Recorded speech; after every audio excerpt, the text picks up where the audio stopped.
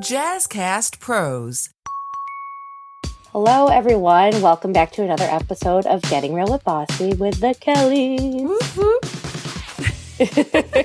How's it going today? Oh, it's going, Kelly. Work is working. Had some fridges go down, so we lost a lot of product. So, you know, it is. And that's just part of business ownership is the struggles. And today we're going to talk to somebody who has hit so many struggles that are beyond her control.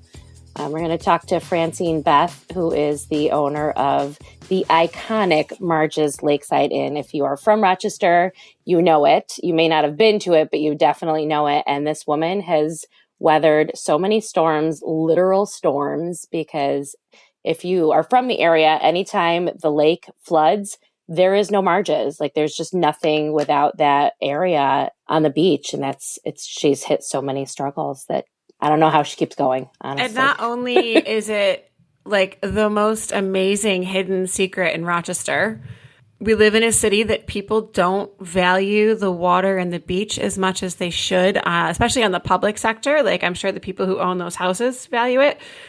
Right. But if you don't live on the beach, I feel like it's not valued to the level it should be.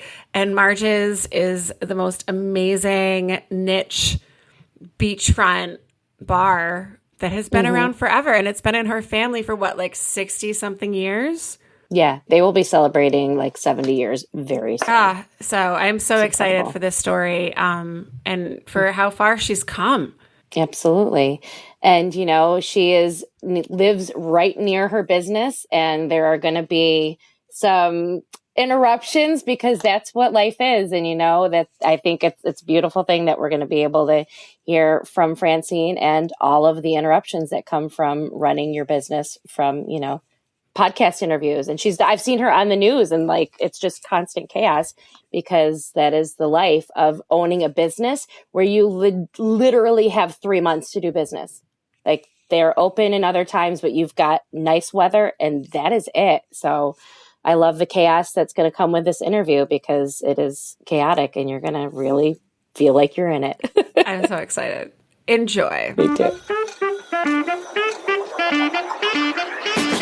Hi, I'm Kelly. And I'm Kelly, the host of Getting Real with Bossy, the real, raw, and honest podcast about small business ownership. With our experience, 9 businesses in over 25 years, we continue to bear it all and share what we wish we had known. We move past the must be nices and start getting real. And leave with another tool for the next time you feel alone on this journey. I'm Kelly Bush. I'm Kelly Metris. And we are joined today with a very good friend of mine, Francine Beth. Hi, Francine. Hi, everybody. Hi, Francine. Thanks for joining us. Francine is the proud owner of Marges Lakeside Inn, a beloved Rochester institution nestled on the shores of Lake Ontario. Marges has been serving up great drinks, stunning sunsets, and beachside vibes for over 1 million years, at least 60 years. I know that. That'll be your 64th year. Yeah. Oh, my God. That doesn't even encompass. Like, Marges is the place that when people find it, they're like, what in the world is this? How did I never know about it? Rochester is missing out. Like, it's like a hidden gem, which is funny because I feel like we all know about Marges, but it's still, every time you go, it still feels like you're finding a hidden gem. Like, Marges is the most unique experience in Rochester. And I feel like that needs to be like included in that description. Well, those were my next words, Kelly. Okay, Jeez. fine. Go on. No. But that's true. And, you know, for those of you listening that are not in Rochester, it's a unique city, not greatly unique for this, but it was centered around High Falls. So it was centered on the Genesee River. So all of the lakefront got bought up by residential. So there's really very, very few bars and restaurants and attractions on the lake because most of it's residential property. So it makes Marges incredibly unique and, you know, definitely one of our favorites. I was going through pictures because I'm like, I know I have 1,000 pictures of me at Marges. I remember, I think one of the first times I went was with my sister and I was 21, but I was like shortly out of college and it was Christmas Eve night. And she's like, pulled me out of bed. We were at my parents. She's like, you gotta come with me. We're going to do this thing. And I was like, what are we doing? It's Christmas Eve. Like we could go to a bar on Christmas Eve. And it was just an incredible but I'm glad it's kind of blurry so you can't see it too well. But this here is me at my bachelorette party Oh, Slide it gee. over. 15 years ago at Marges. This is really fun for the listeners. Yeah, I have so many memories. And of course, all my best profile pictures on Facebook and Instagram have been taken at Marges because it's such an incredible setting. Thank you. It's Mhm. I look out there and I don't really I'm like I don't know how it all happened, because it definitely didn't used to be all like that. I mean, it used to be there was a beach way back in the day. Then there was no beach. Then there was high water, and the place was basically fallen into the lake when my dad died in '86. I mean, it was. The water was that high? Because that's a big beachfront. Oh yeah, the water came up underneath the back room where the dart machine No is. way. So it was to whoosh under the building, and the dock that you walk out on was a dock. Boats would pull up there. Like there's pictures of all that. It was crazy. Like in the 70s, there was a huge flood in 73. So Well, let's start at the beginning. So you're not the first owner of Marges, right? no, my grandmother bought it in 1960. And it stayed in your family this whole time? Yeah. So she was a widow with 3 children. And my dad was obviously one of those children, and he worked for her. I don't know how, in 1960, I'm not sure how old he was. He was young. And she bought that place and like 5 other places along here back then. And being a widowed woman back in that day and a woman in business, that's like Yeah. trailblazing crazy, my world. But she did it. And she came from owning the Dutch Mill and a couple other places before know that. Marges. Yeah. So the people who just had the Dutch Mill, and I think they just sold it, they had called me a couple years ago and said, we have some stuff in our basement from when your grandmother was here. No way. Yeah. So they had given me some like matches and some weird styrofoam hats that they used to wear back in the day. It was just really crazy. But That's awesome. yeah. So she bought it in 1960, and my dad worked for her. And then he bought it from her in 1975. And then he passed away in 1986. So if you do the math, when she bought it and how long he owned it until he passed, and then it was just me and my mom, and I was 20 when he passed away. And she worked full-time at Kodak and really wasn't part of that. She was, my mom, and she was here, but she had her own gig at Kodak.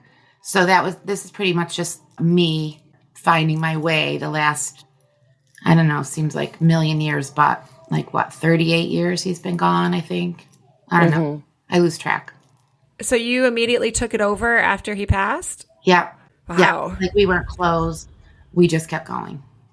Were you working there prior to that? Yeah. I mean, I had been doing the bottle shoot. We used to have, everything was bottles, and there was a bottle shoot. And my job when I was 9, I would have to go into the basement, and I would have to sort all the bottles, put them in the right cases, because we had all returnable bottles. I don't know. It was a brainchild, just the way it always was. So that's how we just kept it. And my dad liked drinking out of long neck bottles as opposed to a can or draft beer. So we always had long necks, and we always had to return them. And I'm just so glad that we're past all that. Right. Did you always think growing up this was going to be what you would be doing, or was there ever anything else that young Francine wanted to do? For the listeners, Francine is laughing. Yeah. It's funny, really, because I don't think my father ever thought there was anything else I was ever going to do. And I guess I didn't really give it a whole lot of thought because I was only 20 when he passed away. I mean, I had to work through, I did work since I was 9, and all the rest of the kids were like playing and doing other things. And I would have to come home from school and walk down to the bar because the bridge was in and we just lived on the other side. And I'd have to clean the bar. And that was how I got cable television in my room. And that's how I had my own phone line in my room. And when I turned 16, I had to pay for my first car, and I had to pay for my insurance because back then, it wasn't tons of money like it is now, but people weren't doing that much with Right. kids. And I used to tell them, like, you're the meanest guy. Like, why are you doing this? Like all my other friends, they're having fun, enjoying and here I'm like having to do this. Well, it ended up to be the smartest thing because I knew how to do all that and I was paying for it and I had to pay my bill when I was having for cable in my room or if I had so I had to pay for things. And I don't know, I think that has all left the building as far as, parenting and where kids are today. They just kind of don't have that work ethic. So going forward, I, tended bar and worked for him. And we had the best relationship really, but he was a stickler for having the job done right. And if I screwed up, he would fire me and he would taught me the craziest lessons, the craziest ways. One time I didn't empty the garbage behind the bar, right, or something. And I swear it was February. And he came home and maybe he had a couple too many drinks. And he came and my light goes on in my room. And he gets me out of bed, throws me my coat and my boots. And he's like, we're going to clean the tavern. And I'm like, you got to be kidding me. Okay. And we went through the whole list of, you got to scrub the toilet and you got to do this and this is how you do it and you got to empty the car. And he thought maybe 2:30 in the morning was a good time to teach his daughter these lessons. Oh. So they were memorable lessons when he taught me things, but I never ever forgot one thing when he did those things. Well, to be fair, 2:30 in the morning in bar world is 5:30 in the afternoon in normal world. Bar people are just different. Exactly. So, some of my best conversations and my best lessons learned were about 2:30, 3 o'clock in the morning when he comes home from work. And that's just how it was.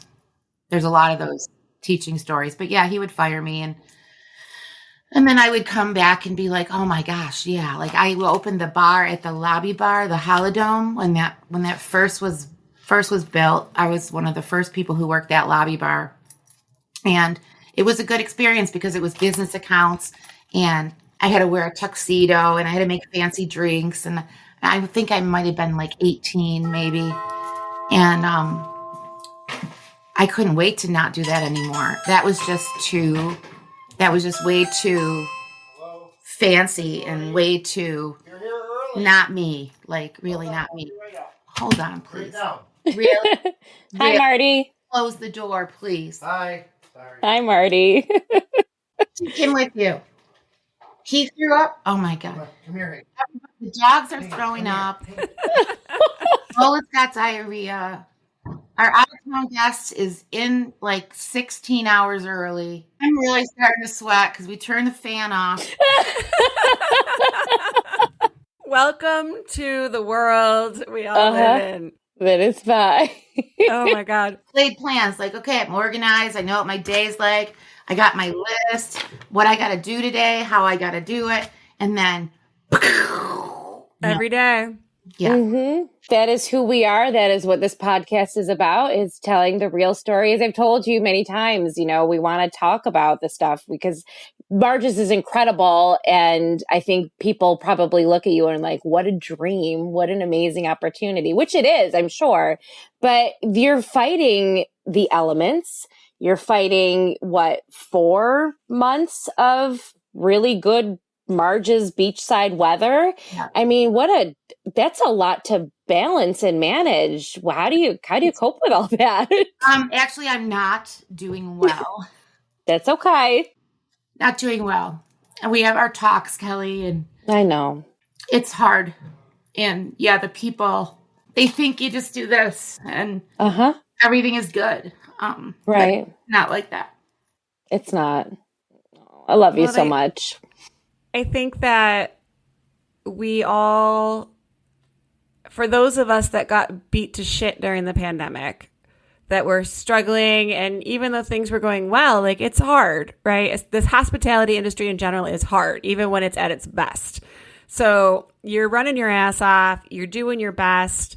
Things in 2019 are okay. You're like, okay, let's get through another year, right?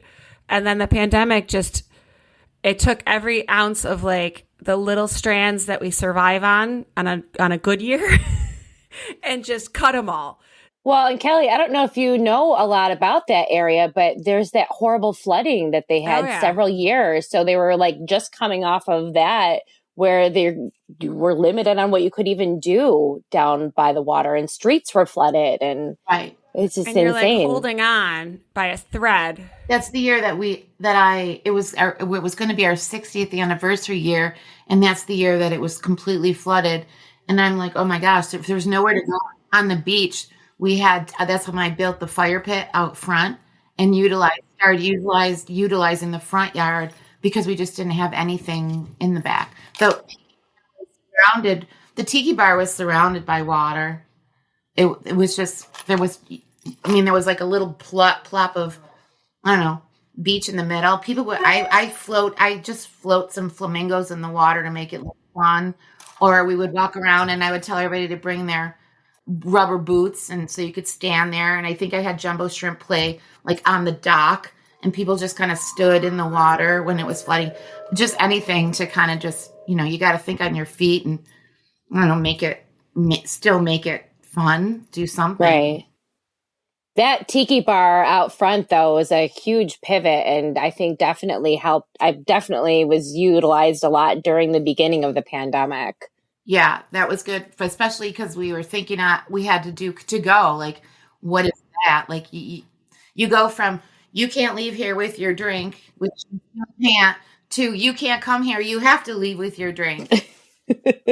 Okay, what? Like, what? Okay, yeah, we'll figure that out. My favorite twist was we finally got, like, it finally edged out, like, as a personal level, like, for COVID, and then the wildfire smoke took over last summer, and they were like, you have to go inside. Like, it was years of having to be 6 feet apart and outside, and then all of a sudden that summer, I'm, like, jammed inside with all these people, and I'm like, what the hell is going on in the world? Terrible. And those days were actually some of the nicest days we had that year, those wildfire year, which was last season. And I'm just like, what? Like, it's just rained like 5 days and now it's really nice out and no one can breathe out there. Yeah. It's orange. Yeah. The whole city was orange. Yeah. No, it's a lot. Bar years are hard. Like, the dog years are like 7 years for a person. I think bar years must be like 12.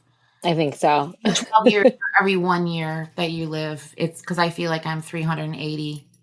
I got to say, though, Francine, you handled the pandemic so well. My memories of Marges in the before times, and we're all jammed together and everybody's super close. You really pivoted very quickly. You were able to get those tables out and all of those chairs. Everybody had their little area. And as much as I loved the before times, I do love being able to go to Marges now, and I do have some space. Yeah. But you had to have people running out drinks. And I don't know if anybody realizes what it's like to walk, I don't know, 2 laps in the beach is a nightmare. I don't know how your servers do it. I'm like, well, calves of steel for sure. I don't know how they do it either, but the ones who do, they love it and they keep going.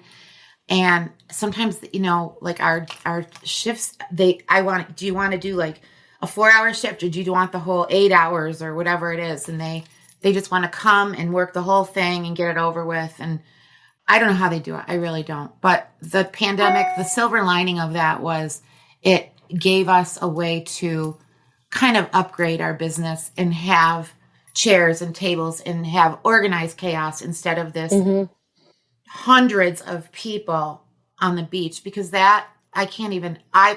would have been closed because I would have a nervous breakdown for sure, just because you can't control that. And, like, I'm not going to hire security. This is my home. And if I'm like, that doesn't make you feel comfortable seeing security. Right.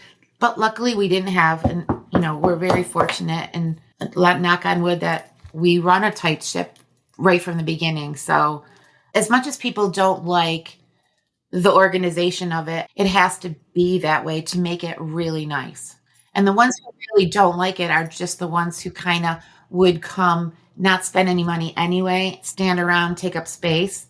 Right. So if that's, you can't sustain. And we have a public beach down right here. So what's to say people going to the public beach don't just come here and hang on our beach? So when there are 5 days of the 7 in the summer, we have an entry fee just because you have to separate that. And Yeah. people don't want to pay $5 to come in and be sure that you have a nice place to sit on the beach. They probably shouldn't be coming in anyway, because they're probably just going to order a glass of water and they won't even Right. buy a bottled water. It's, you know how the thing is. It's a little, the few people kind of ruin it for the rest, but you have to. And if it works, it works. Yeah. But I remember there being, well, first of all, Marges is kind of contentious in the neighborhood from what I understand, because it is a neighborhood and Right. it is an open till 2 a.m. bar with beachfront. It used to be open till 2, and we've kind of grown up over the years, a lot of years, so many different eras, and I'm getting tired and older, and the neighborhood is great, and our neighbors are great, and this place has been here probably since before any of the other neighbors, with the exception of my aunt. But before the pandemic, we started closing before midnight because nothing good happens after midnight. That was discovered. And people would go on the beach, and you can't contain them with those little ropes, and it gets dark out there, and then they cross the ropes, then they're in the water, or they're walking the beach, and can't have that. So that all changed before the pandemic. Then the pandemic and all of that. And then now you have business that now finding a restaurant to eat after 8 o'clock is hard. It's getting a little easier now, but because people are used to going in early. So our weekend business, we're closed by midnight, and we probably close by 10 during the week. So we don't have those late nights. We're more like an early kind of, definitely sunshine in the summer, but in the off season, it's kind of like a happy hour. We open around 5 and we're here until like 10. We have some fire pit music, whatever. We have some nice time in the bar room because you feel like you're on vacation, but everything is earlier. So at least there's no 2 a.m. stuff anymore. And what about the boats? The boats, that was like the Jersey Shore area. Back in the day when I spent like 8 years of my life standing in the back and not letting the boaters in because the neighborhood was so up in arms. And we were too, about all these boats all tied up together. One day we counted 126 rafted together. So Wow. when you lived here and you pay all this money to be here, you couldn't even swim or use the lake because these people would be out there. And if you went out really early and you put your raft out, you would come out and there'd be people on your raft or tied to your raft or have their beer pong table set up right next to your raft. And then all you would do is argue and you would fight with people because they're like, you don't own the lake. Okay, we don't own the lake, but or they come up and they'd sit in your furniture, walk their dogs, bring their grill up, start grilling. What? And really like argue and fight with you, like physically fight. And I'm like, I can't believe like we are having an argument about that. This is my backyard. And what if I just came and put a grill in your backyard? Like it's mental. So that was a good 8 to 10 years of that. And Arundequite thought they passed this ordinance, but then they didn't really because they didn't dot their I's and cross their T's, of course. And so then that got all overturned, but it was just that one generational group, I think. And it was just, I don't know, big misunderstanding because it wasn't that we didn't like boaters. It wasn't that we weren't boaters. We love boats. We love boaters. My friends come to my house, they anchor, they come in, it's all fine. As long as you're not an asshole. We were against assholes. And I'm pretty much assholes through my front door or my back door or my side doors. Like, just don't be a dick. And everything will be okay. I think that was discussed in the last episode. It absolutely was discussed in the last episode. My brother-in-law is going to love it. It was his favorite quote. Just don't be a dick. Don't be a dick. I often refer to Marges as like the little tavern that could. I feel like so many things have been thrown your way from flooding, from pandemics, from all you've spoken about, from this thing that if you are not familiar with our little Seabury's neighborhood, there is this bridge issue. There is a bridge that connects us to one of the biggest suburbs that we don't have access to 6, 7, 8 months out of the year. And for those of you who don't know, Francine grew up just on the other side of that bridge. And when that bridge became no longer available for more than half the year in the 1980s, that was a big issue. So there are so many things that you guys have had to overcome. And I think it's amazing that you're still standing and that you can still, even though we have our talks and there's moments, you can still do a lot of this with a smile on your face. Tell us some of the fun, the best, the good memories. You've had so many amazing bands come through there, and you go on these trips. You've taken your customers with you on trips down to Caribbean islands and Key West just to have fun and also scope out these great bands. Can you tell us some of the fun stuff? Yeah, we used to, I think we ended up, it started, I think, with my wedding, my first wedding. I've only been married twice. That's it. This is the one. But the first wedding, we got married in Cancun, and that was our first Marges trip. That was the official trip. And people came, and that was before destination weddings were kind of like the thing to do. And so we had 56 people going to Cancun. And then that kind of morphed into seeing that so many people come into the bar and single or whatever, and they don't really have people to travel with, and they don't have a roommate, or they didn't have the get up and go to figure out where they want to go, or it's just easier and more fun to travel with a bunch of people that you know. So we were putting these trips together every year. So I think we were in Aruba at least 18 times.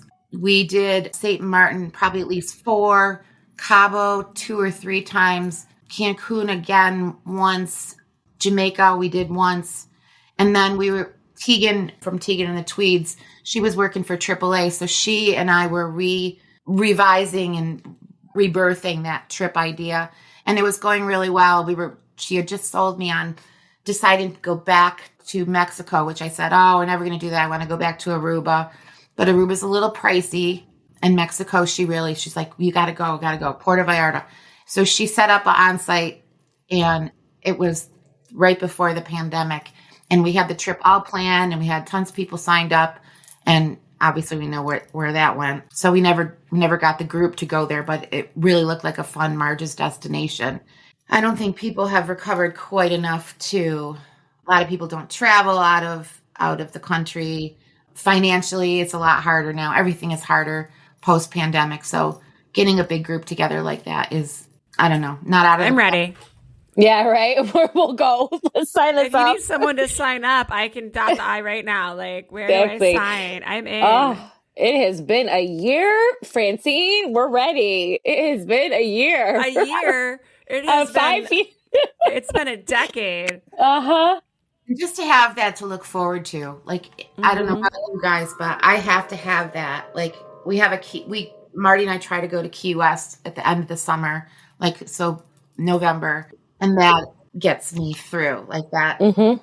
The end of the summer for a beachfront bar is November. Absolutely. It absolutely is, because right now, as much as now it's post Labor Day and things slow down, we're having the nicest weather that we've had all summer in September, which is great. But the sidewalks close up, and it's like business drops off because everybody goes into their back to school. But then we also are in this time crunch to have everything still outside and keep going, but the weather's going to change. And as soon as that does, we have so much furniture to store and all the winterization and cover the tiki bar and winterize for the treacherous winds and crap that comes our way. So for the listeners that are not in Rochester or not familiar with Rochester, we just have spent 28 minutes talking about this amazing beachfront property that probably sounds like it's in Florida. And one of the things that makes it so amazing is that we are in one of the snowiest and coldest cities in the States. Sitting on the lake makes snow and ice and all the fun things that come with it a huge deal for a good chunk of the winter. And for as much amazingness as having a beachfront bar is, I actually got married on the beach, and whenever people see, and Rochesterians see my wedding photos, their first question is, where did you get married? Because no one thinks, even the people that grew up here, beach Rochester. Yeah. And it's so yeah, you have these opportunities to have these beachfront experiences, but now you have to deal with a beachfront in the rainy season, in the winter, in the ice, in the snow. The wind is wicked. And I didn't even think about the wind. yeah, the wind is probably the worst, because even with the snow fences, then you come out of your coma after this horrible long winter, and then you have these piles of sand, and sometimes we have to we have to find the dock, and we have to shovel off the deck and have like somebody come and kind of pull the sand away, because we would just be one giant sand hill. No way. I don't know what happened. Oh, I mean, with all that sand, yeah, the wind is really something. It does the snow and sand. Sand. I love the beach. Marty and I are like, oh, we love the beach. We hate the sand. Yep. Yeah. Understood. So Marges doesn't die as soon as summer ends. There is still time to go out and visit. There's a wonderful fireplace out front. There's so many cool things to do.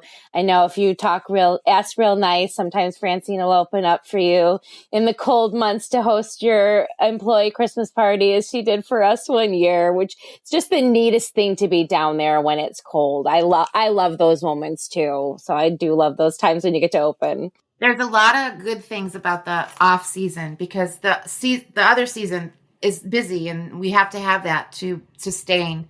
But the off season is when we can talk to people and hang out and enjoy fall by the fire pit and have conversations. And that kind of recharges my batteries and gives me hope to keep going. I have a historical question. So as somebody that took over an existing business that I worked at, there are certain things you know the ebbs and flows of business, you know your clientele, you know the general workings of how to do each job. But there were a lot of things I learned quickly that I didn't know once I owned the business. Did your father prepare you for those kinds of things? Things like insurance and winterizing and all of the crap that goes on behind the scenes that is not out front.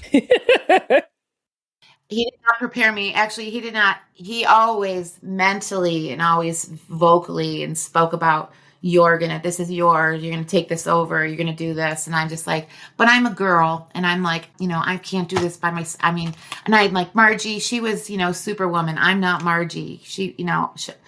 And he's like, you'll be fine. You'll be fine. But when he passed away, he was 43 years old, and he did not plan on passing away. He did not have things wrapped up. He did not have anything in a nice little package.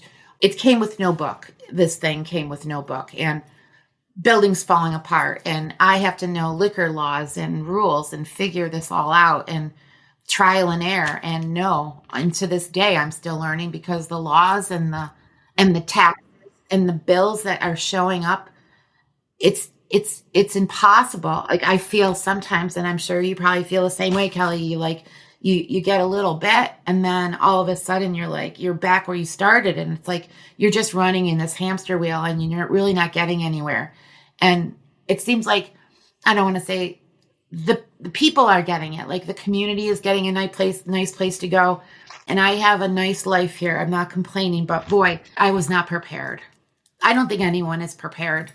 No, I think you can learn and learn and learn and learn and learn, but it's like anything. Until you're in it, you have to fall down a bunch. Mm-hmm. You get the mail. I go, Marty, stop getting the mail. Don't go to the mailbox today, because never good news. No, don't, because I have the mail and I'm like, oh, I thought I was going to just be able to go outside for 5 minutes and look at the beach. I'm like, no. I have to figure out why this bill is here and what this is for. Or the state sent paperwork I have to fill out for someone who doesn't work for me. Yeah. And I've like, those are my favorite. The accountant, and I'm constantly calling the accountant, and then you get a nice bill from the accounting people. I'm like, they're like lawyers. I'm like, oh my God. It's never ending. So what was the biggest surprise for you over the past, you said 86? Yeah.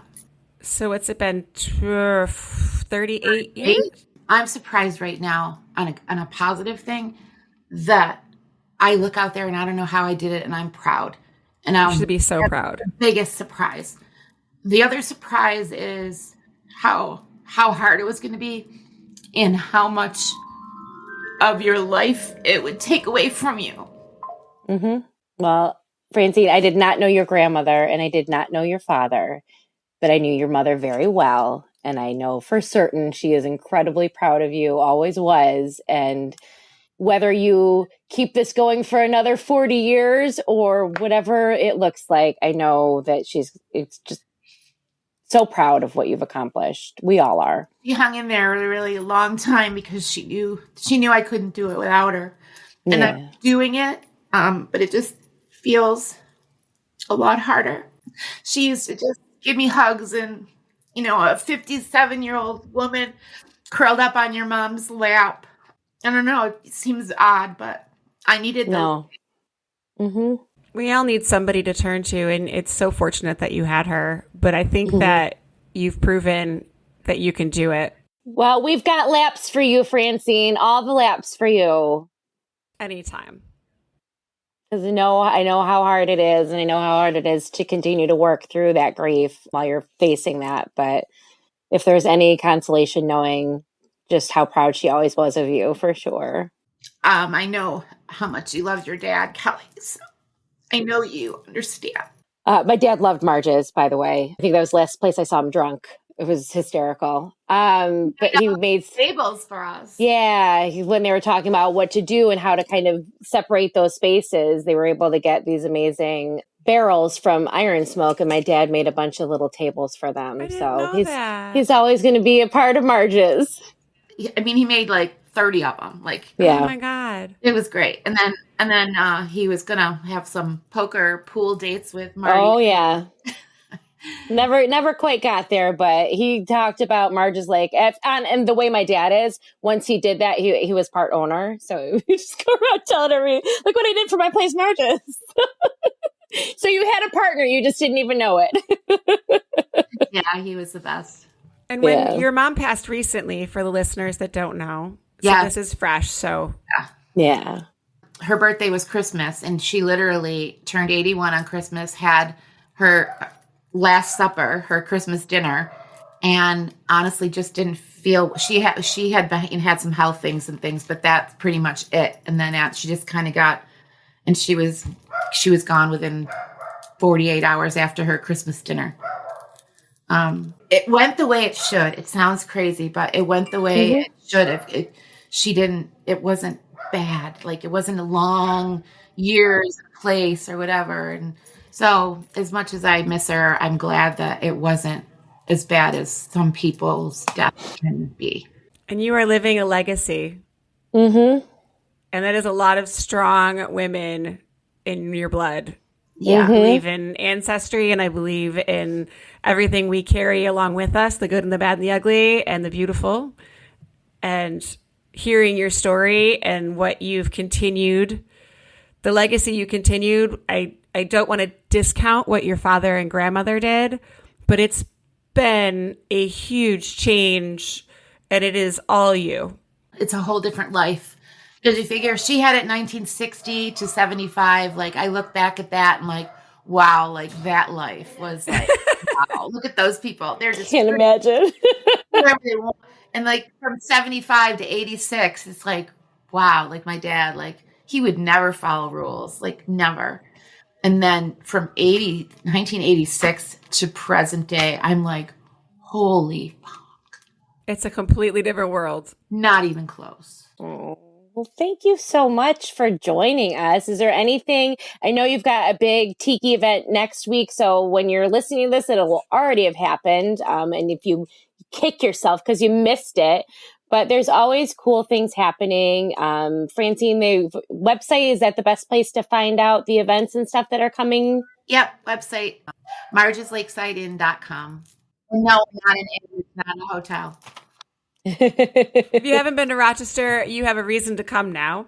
And Absolutely. If you are in Rochester and haven't been to Marges, I literally just talked to somebody like 2 weeks ago that was like, oh my God, I was just at the coolest place. I'm taking my family back, like taking his mom and his sisters, because he was so excited that he like stumbled on Marges. And I was like, oh my God, you've never been to Marges before? So there are still people discovering you, and people are looking for a place to go that is different and unique. And even people who live in Rochester are finding that gem every day. So thank you for everything you've done for this city and for the Seabreeze neighborhood. I appreciate this. And I want to be so much more involved with this kind of group because you guys really, even though I haven't been there and physical and participating, just knowing that you bossy people are there really helps. It really helps. We're here. We love you. Thank you. You too. Excellent. Thank you so much. Okay.